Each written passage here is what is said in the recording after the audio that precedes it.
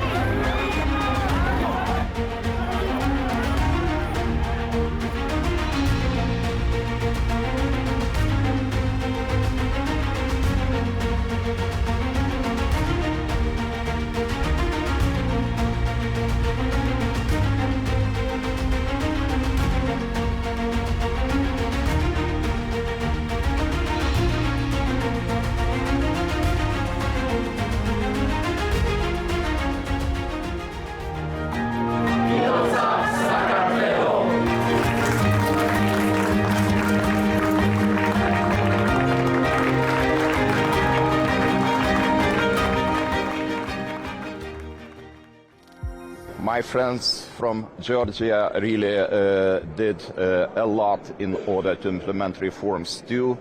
Yes, there are always some issues which could be discussed in the future, but right now we have the political situation where we can take the decisions. And decisions not only regarding Ukraine, Moldova, but Georgia, Bosnia and Herzegovina. For me it's very simple question and answer. My country benefited a lot from the membership in the European Union. Economic skyrocketing, innovations, green investments and so on. GDP per capita grew from 42% in 2003 to 90% right now of European Union average. So my question is, why the people outside of European Union should not deserve the same? To deserve normal life, to deserve prosperity, rule of law and so on, and etc. It's a great pleasure for me to be here for my first European Council. I think it will be a very tough one. I'm used to international meetings due to my previous time as Minister of Finance and Minister of Justice. And I'm leading now a government that is clearly pro-European. It is pro-European because we believe that our stability, our security, our prosperity depends on a strong European Union. And therefore the meeting that we had last night with the Western Balkans, the meeting that we will have today on the opening of accession talks with several countries, in particular with Ukraine, have to be seen in the same bigger picture. That is to say that without a strong European Union based on the same values, based on the same objectives, we will not be able to ensure peace and stability on this continent. When I was listening last night to the positions of the European Union and of the Balkans, the Western Balkans, it reminded me of my time when we did the enlargement of the European Union in 2004. It had the same objective, making sure that democracy, peace and stability is guaranteed for decades to come. That is what is at stake today. It's not about one country or another. It's about stability, security, democracy. And indeed, it matters what happens to Ukraine. If we give up our support for Ukraine, the political support or the financial support, then we lose and we give up on our fundamental principles. And that is why the government I have the pleasure to lead will support Ukraine. The government that I am leading will support further integration of the European Union and will support a reasonable package for the midterm review of the financial framework. We'll support all the proposals of the European Commission, which has the right know-how to analyze the situation on the ground. I think all those countries, independent of their degree of development vis-à-vis the European achievements, need to be part of the European family for the reason I just explained. If you think about it, the US, the EU, these are the two towers of freedom and democracy in the world. If we can't support Ukraine throughout 2024, Putin will win. And I can't even begin to contemplate the consequences for the world, for all of us, if that were to happen. So this is a really important meeting and a really big decision to be made. Our European unity has been keen in maintaining our security. If we create space by not showing unity, it's going to be abused by those who put the European continent in danger, and we have to be extremely clear on support, and that is the main discussion that we should have today. Well, the proposal of the European Commission to me is something which is acceptable, which takes into account the very big package of reforms that have been made in Ukraine, in Georgia, in Moldova, and so we support the analysis of the Commission.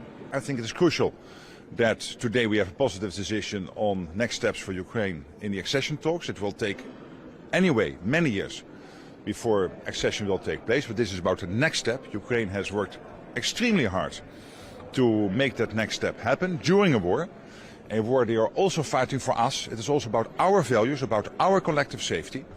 We support basically every proposal the Commission has made in terms of the enlargement package for this European Council, including on Georgia. On enlargement, very clear. This is a win-win situation. Ukraine should be given the moral, political, financial support that it deserves and we all need for our own security. Same with Moldova, same with Georgia and Bosnia-Herzegovina. It is an existential issue for Europe, that our support to Ukraine has to be continuing and increase, because it's not a war against Ukraine, it's also for our security.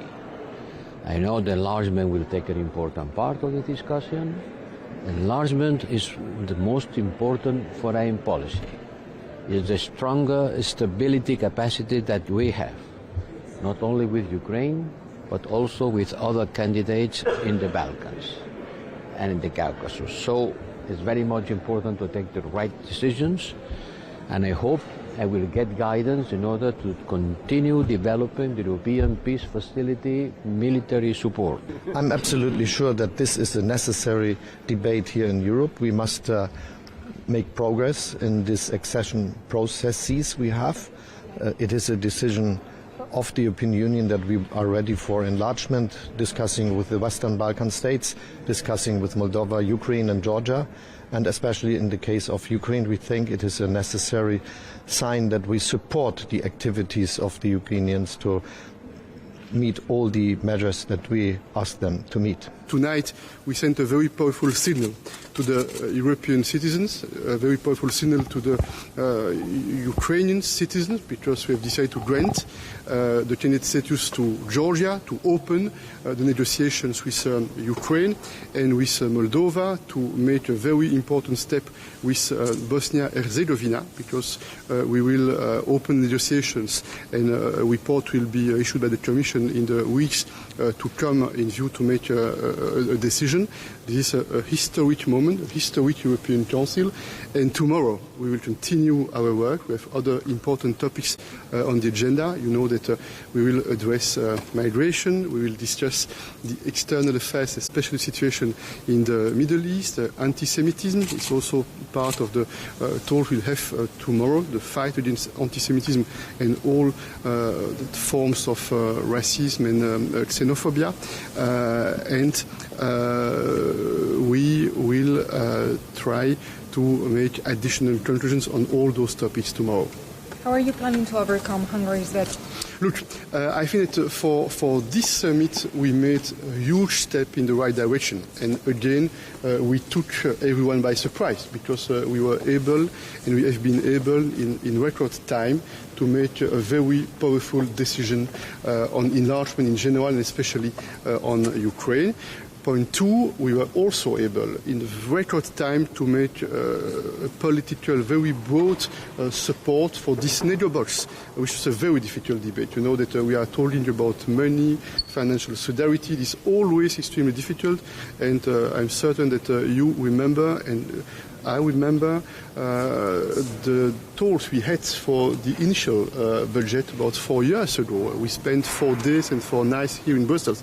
Here, in a few hours, we succeeded to make a balanced proposal with a broad political support, which is showing that we are serious, which is showing that we want to be credible, and that we want to do everything to protect and to defend our fundamental interests and to provide more stability. We need stability, and especially in those very complex geopolitical times.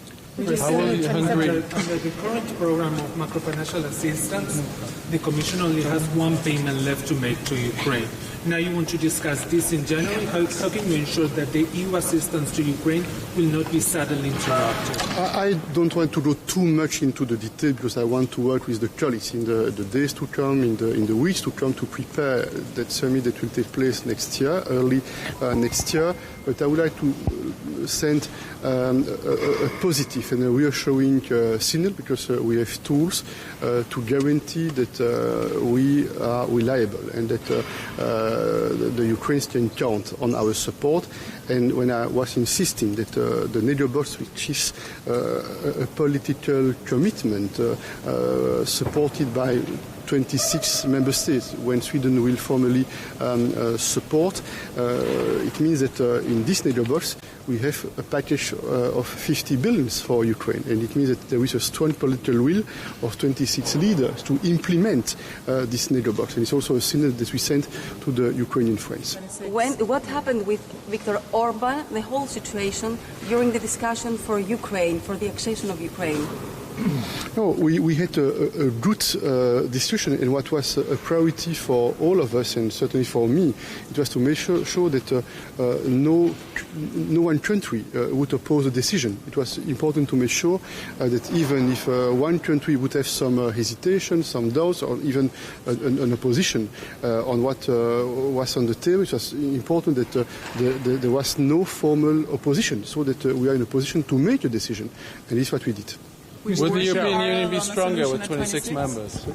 Would the European Union be stronger with 26 members? I think that we are strong with 27 member states, and we are strong when we are able to make united decisions. This is challenging. We can say and we can observe that this is challenging. This is always complex. It requires a lot of efforts. But what we have demonstrated today, this is the fact that we have sent a powerful message in terms of enlargement, point one. What we have demonstrated that this is the fact that in a few hours we have been able to build a very broad majority, coalition, unanimity, less one vote in favor of a powerful NATO box, which sends a clear signal in terms of political priorities. Would you consider going for a solution at 26 if you don't manage to get the 27? Sorry? Would you consider a solution at 26 if you don't manage to get the 27? I don't want to say too much about the preparation of the next meeting. We have various tools in our hands to make sure that we deliver on our political promises. Merci beaucoup. Thank you.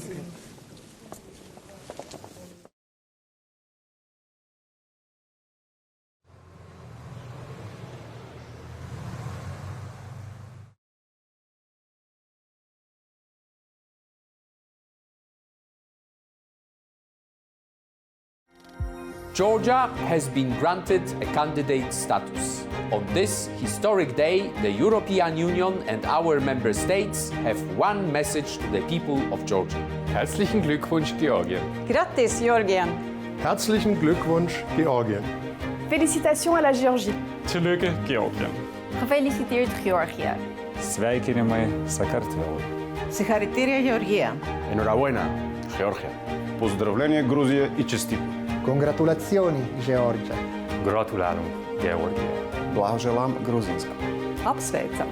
Wszystkiego najlepszego, Gruzjo. Felicitări, Georgia. Blahopřeji. Пальонна, Георгия. Гилоцав, Сакартвел.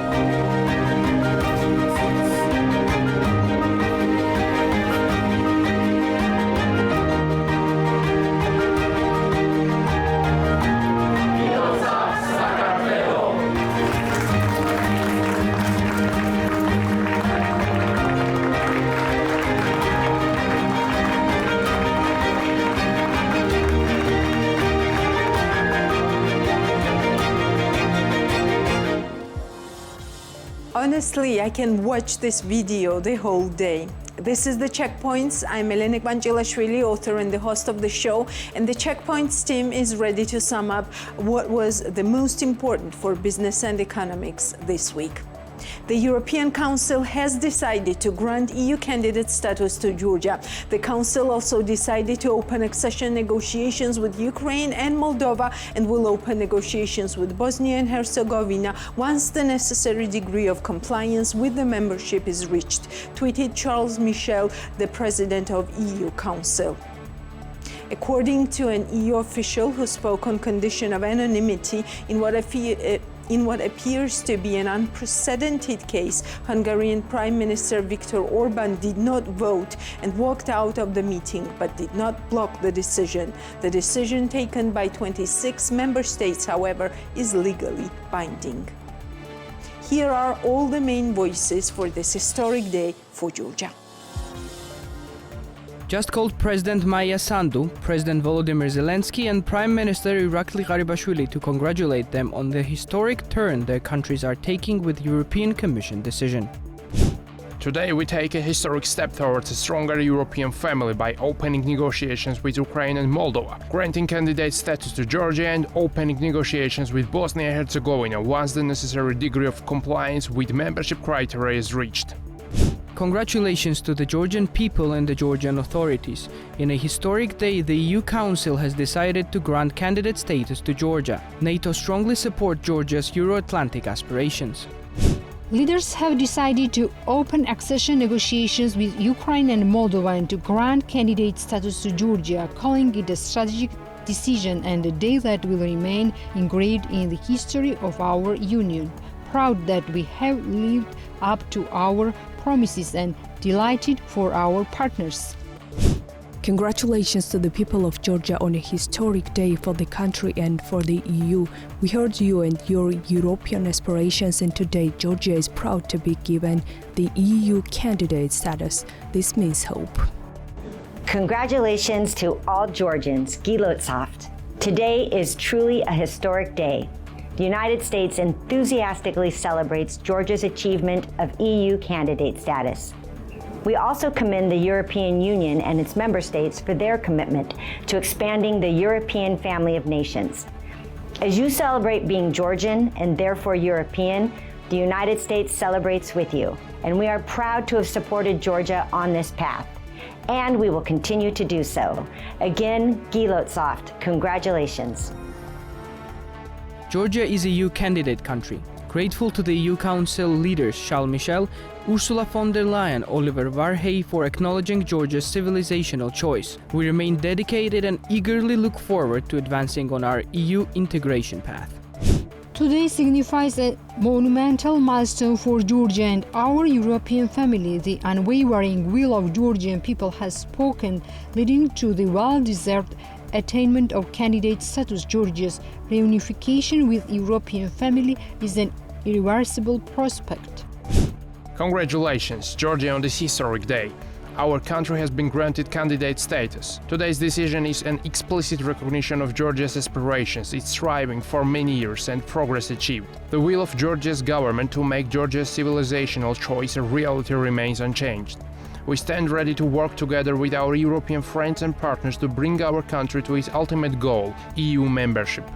We are the EU candidate nation. Georgia's rightful obtaining of EU candidate country status today will be remembered as a watershed event of historic proportions. Since our independence, the main goal of our national effort was to return to where Georgia belonged historically. We have nothing to prove about our belonging to Europe.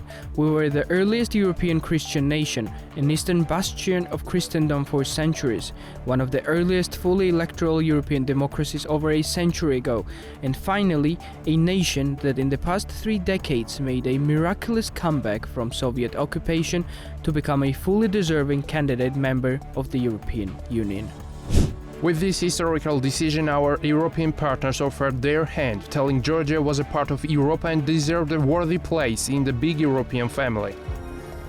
OECD assessed the progress made by Georgia in implementing the Small Business Act for Europe over the period of 2020-2023. It starts with an overview of Georgia's economic context and dives further into the characteristics of the country's SME sector. It then develops on the state of selected framework conditions for the digital transformation of SMEs. Finally, it analyzes Georgia's progress along 12 measurable dimensions grouped in 5 thematic pillars and sets out targeted policy recommendations.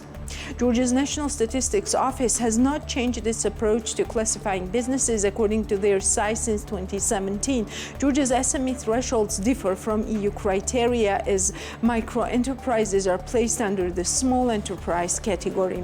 SMEs constitute a large segment of the business sector, making a significant contribution to the turnover, value added and employment. In 2021, small businesses represented 98.2% and medium-sized enterprises 1.5% of the total business sector. While the number of employees in SMEs has been increasing since 2015, there was a significant drop in employment in 2020, -10% and 1%. Due to the pandemic and despite the post-pandemic recovery in 2021, employment in SMEs is still lower than pre-pandemic levels. In 2021, SMEs employed 61.8% of the workforce in the business sector. In terms of turnover and value added, SMEs experienced an upward trend in the 2015 to 2021 period, except in 2020 when turnover declined by 1.8 percentage points and value added by 2 percentage points.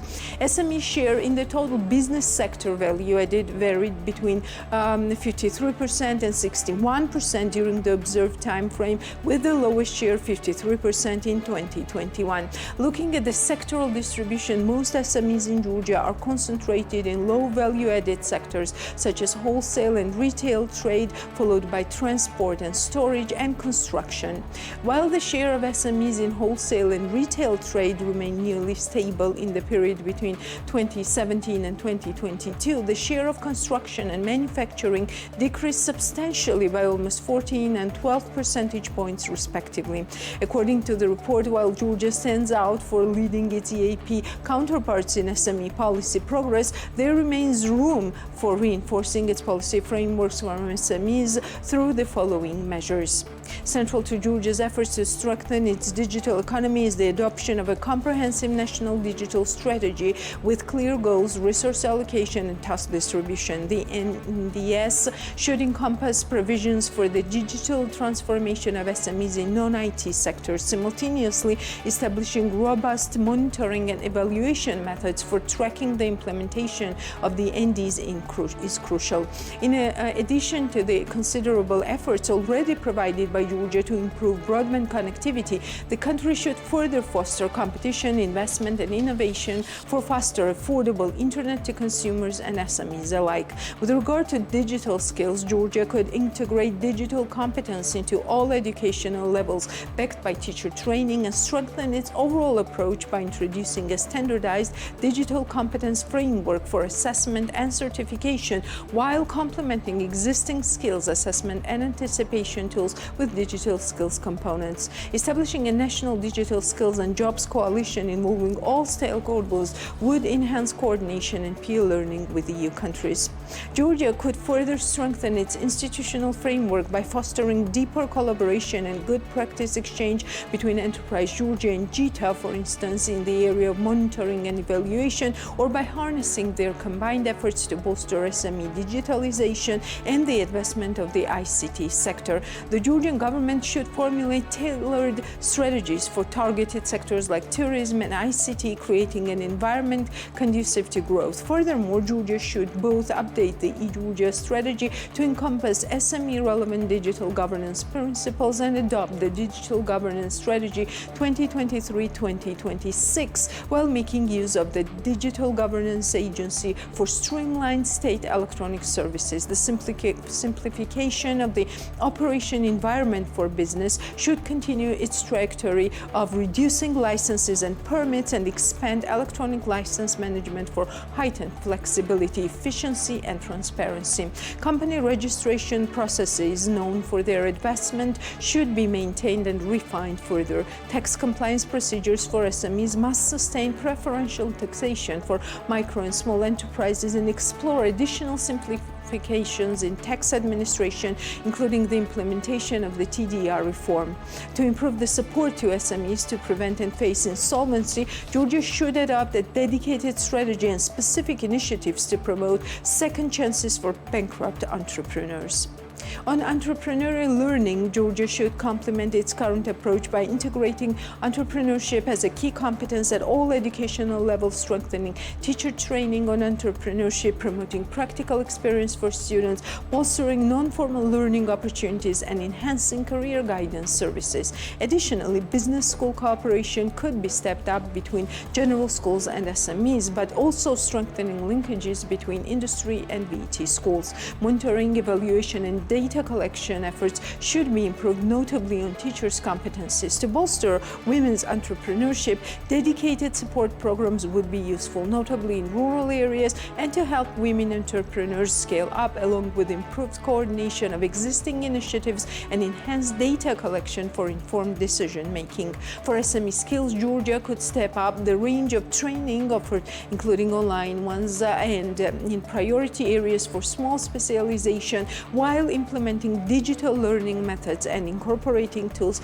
to certify the acquired skills. Moreover, Georgia could build on its impact evaluation process by gathering feedback on training, assessing skills gained, and capturing the impact on firm performance. The NBG should persist in its efforts towards de-dollarization, raising FX risk awareness, and fostering local capital markets. Georgia should also focus on implementing movable collateral reforms and finalizing the factoring reform and the related registry. In doing so, the country should consider supply chain financing obstacles and encourage factoring transactions accounting. Scaling up startup funding to attract private investment is also pivotal. Finally, Georgia should develop a framework for better open access to data for financial service providers and adopt a multidisciplinary approach between authorities, expanding the mandate on regulation around digital finance beyond the NBG to other bodies to guarantee considerations on antitrust, data privacy, ICT, and cybersecurity. To further enhance SME participation in public procurement, continued efforts are needed to address key challenges. These include complementing the new public procurement law with an action plan for implementation and long-term strategy for public procurement development, aligning it with other SME development policies. The e-procurement system should be amended to fully align with EU directives and improve the quality and accessibility of public procurement data, particularly related to SME participation. Measures should also be taken to equip all procurement officials with the necessary skills to effectively apply principles of openness, fairness, and competitiveness, while also optimizing methods for increasing SME engagement. Georgia's robust support for SME internalization should be enhanced by boosting support for SME imports, promoting technology transfer, and facilitating the mobility of high-skilled workers from multinational corporations. Swift adoption and implementation of the new e-commerce law is advisable to effectively address existing legislative gaps. Prior to expanding the recently established growth hubs, Georgia's government should assess their impact and sustainability. JITA should finalize its monitoring frameworks, building on Enterprise Georgia's expertise to evaluate the effectiveness of its support programs. For digitalization support, Enterprise Georgia could integrate targeted digital skills development specific for SME managers in order to better equip them with knowledge and skills to drive their businesses' digital transformations. In the area of innovation policy, Georgia could consider presenting relevant analysis and policy measures in a unified strategy for innovation. With the end of the TTPP, Georgia should also build internal capacity to successfully continue its efforts to advance technology transfer. Lastly, indirect financial support to incentivize investment in research and development and innovative equipment beyond the IT and startup sectors could also be considered to further promote SME greening. The NBG's corporate governance codes could include reporting by firm size in order to track the impact of green finance policy on SMEs, while ESG integration into the corporate governance code for public securities could also contribute to SDG advancements, such as a quite clear roadmap for policy reforms for Georgia from the OECD. And what was new in business this week, my colleague Natia Taktakishvili will tell us more. A memorandum of cooperation was signed between We Are Holding and Georgian Tourist Development Fund. The project is one of the most important development initiatives in Georgia, the total investment value of which exceeds $500 million, and it's being implemented on the Black Sea coastline on the area of 40 hectares. The memorandum was signed at the Paragraph Freedom Square Luxury Collection Hotel and was attended by Minister of Economy Levan Davitashvili, who evaluated the tourist importance of We Are Shekwatili Forest Beach by Paragraph with the media. Paragraph Shekwatili is already an outstanding attraction in the country from the point of view of tourists. The tourist potential of Georgia has been completely changed by this facility, but now we are talking about developing the area in such a way that we can additionally attract $600 million and create several thousand jobs, says the Minister of Economy. Construction of the first phase of We Are Shekwatili Forest Beach by Paragraph will be completed in 2025. Volvo Car Georgia opened a new showroom on University Street in Tbilisi with the support of TBC Group. The company invested $15 million in the project. Volvo Car Georgia's new showroom, located on 1,200 square meters, combines exhibition and service spaces. A large selection of accessories is represented in the showroom along with the cars. In addition, customers can enjoy test drives if they wish. Charging stations for electric cars are arranged in the parking lot of the showroom. A part of the service center was also built according to the international standards, combining all the technical services needed for the car. Volvo Car Georgia's service center is the first location in the Caucasus region, which was created with the concept of Volvo retail experience, and it's similar to the Swedish showrooms. Volvo Car Caucasus, a subsidiary of Tegeta Holding, along with Georgia, covers the following countries: Azerbaijan, Armenia, Kazakhstan, and Uzbekistan. The company plans to open a new showroom in other countries of the region as well. Household products store home will start online sales from 2024, Maqala Rogava, founder of the company, told BMG TV. During the current year, we have been monitoring the market, made the analysis, and we will close the least profitable object. At the expense of this, we will launch our website through which we will serve the customers online. We had this in mind during the COVID-19, but from the next year, we will definitely switch to online sales, she said. Speaking about the future plans, the founder of the brand also mentions that rebranding of the company is also planned. Maya Tsereteli worked on the design of our brand, and we have not changed it since then. Now we realize that it's time to introduce something new. Therefore, we are considering rebranding and making changes to the logo, she added. Maqala Rogava also talks about the competition and explains that the brand deals with the competition by offering new products to the customers. The competition is very high, so we change the assortment every 2 months and add new products. She says the company has been operating on the market for 25 years and has been established as a brand for 15 years. The brand offers customers household items, New Year's accessories and gifts. Georgian fashion brand Dalot recently opened a new space on Vera, which combines the cafe with the showroom and offers customers a completely new experience. Maka Kutsiani, founder and creative director of the brand, focused attention on the location of a new store. As Maka Kutsiani explains, the first store of Dalot, made by her mother Nana Shukwani, was located on Kostova Street. After that, Dalot moved to Paliashvili Street in Vake. However, they were always nostalgic for the old place. After a rather long search, she found a historic house on Ahmediani Street.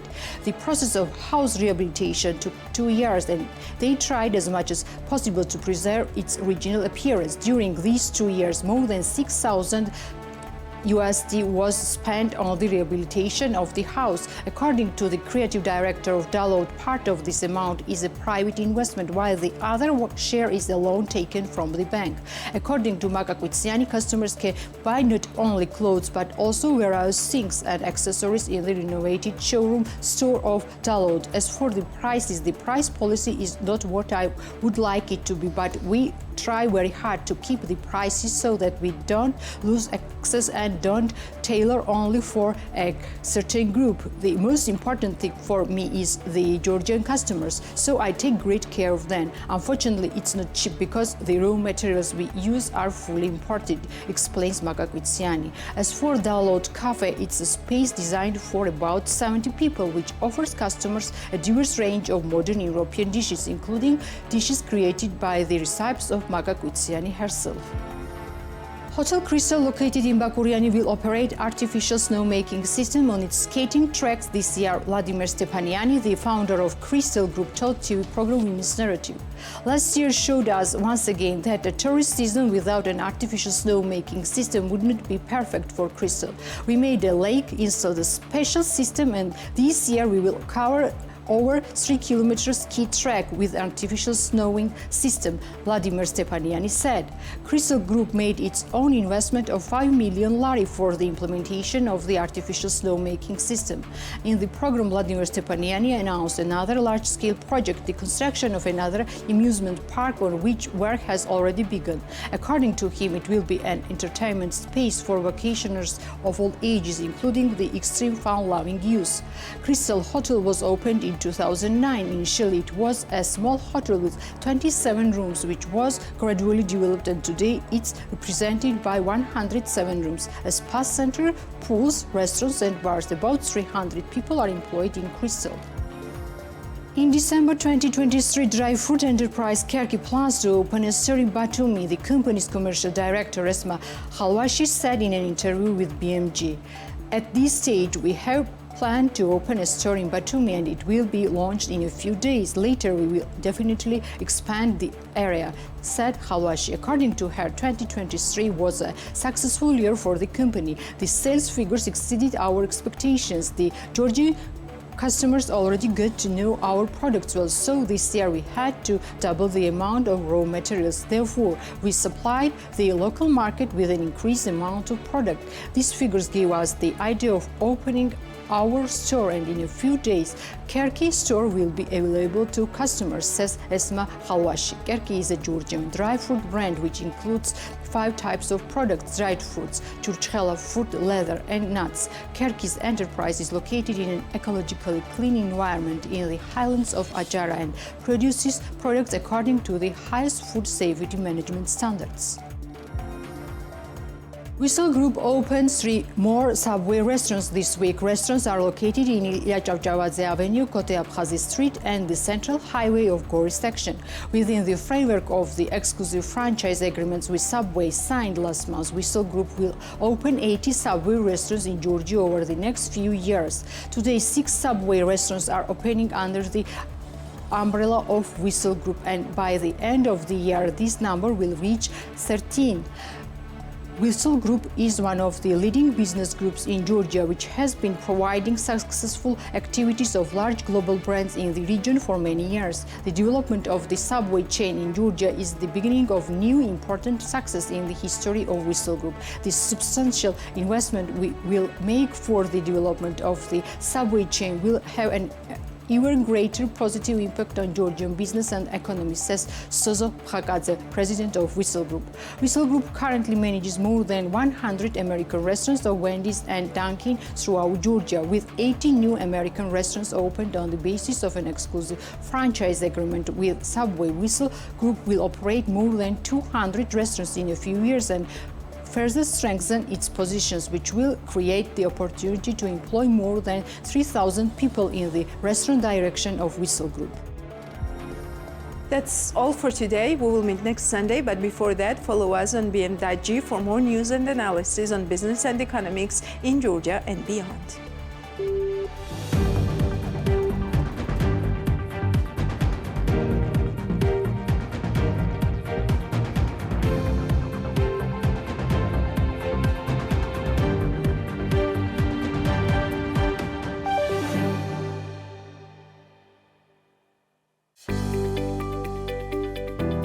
The Checkpoints is presented by pharmaceutical company GM Pharma.